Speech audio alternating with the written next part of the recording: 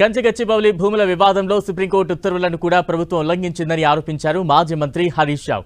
కంచె చేను వేసినట్లుగా ప్రభుత్వ తీరు ఉందని విమర్శించారు.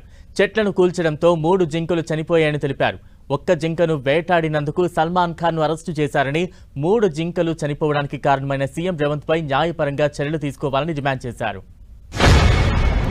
మా దగ్గర ఒక రైతు తెలియక, చట్టం మీద అవగాహన లేక, ఒక చింత చెట్టో యాప చెట్టో ఆ పంట పండుతలేదు, నీడలో పంట పండుతలేదని చెట్టు కొడితే ఆ ట్రాక్టర్ సీజ్ చేస్తారు, పనిముట్లు సీజ్ చేస్తారు, రైతు మీద కేసు పెట్టి లక్షల రూపాయల పెనాల్టీలు వేస్తుంటారు.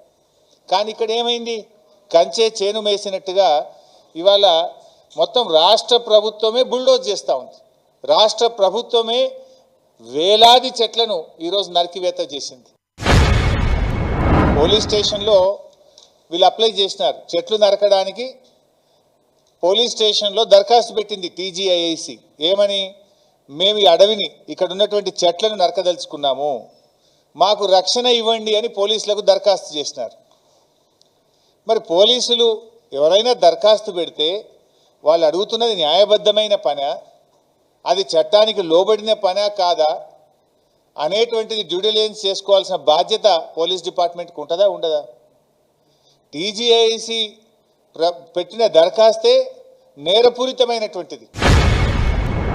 ఇవాళ దాదాపు 3 జింకలు చనిపోయినాయి ఇప్పటికే అని చెప్పి స్పష్టంగా ఫొటోస్తో సహా, ఎవిడెన్స్తో సహా కుక్కలు కొరికేస్తున్నాయి, జింకలు చనిపోతూ ఉన్నాయి, జింకలు పరిసర ప్రాంతాల ప్రజల ఇళ్లల్లోకి వస్తున్నాయి.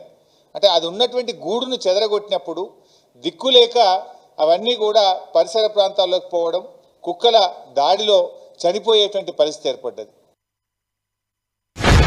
సల్మాన్ ఖాన్ ఒక జింకను చంపితే ఆయన జైల్లో పెట్టిండ్రు, ఒక జింకను చంపితే అతను జైల్లో పెట్టిండ్రు. సంవత్సరాల తరబడి కోర్టుల చుట్టూ, పోలీస్ స్టేషన్ల చుట్టూ తిరిగిండు. మరి 3 జింకలు చంపితే ఈ మరణానికి కారణం ఈ ముఖ్యమంత్రి, ఈ ప్రభుత్వం కాదా? దీని మీద న్యాయపరంగా చర్య తీసుకోవాలన్నా వద్దా?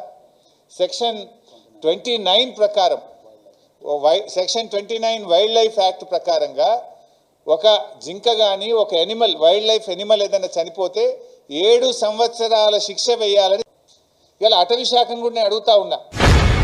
జనరల్గా గ్రామాల్లో ఎవరైనా ఒక చెట్టు కొడితే అటవీ శాఖ పోయి ఆ బండ్లు సీజ్ చేస్తారు, కేసులు పెడతారు, జైళ్లలో పెడుతుంటారు. హైదరాబాద్ నడిబొడ్డున 400 ఎకరాల్లో జీవ విధ్వంసం జరుగుతూ ఉంటే హైదరాబాద్లో ఉన్న పీసీసీఎఫ్ కానీ, ఇక్కడున్న డిఎఫ్ఓ కానీ, ఇక్కడున్న కన్జర్వేటర్ కానీ, ఇక్కడున్న అటవీ శాఖ అధికారులు నిద్రపోతున్నారా అని నేను అడుగుతా ఉన్నా.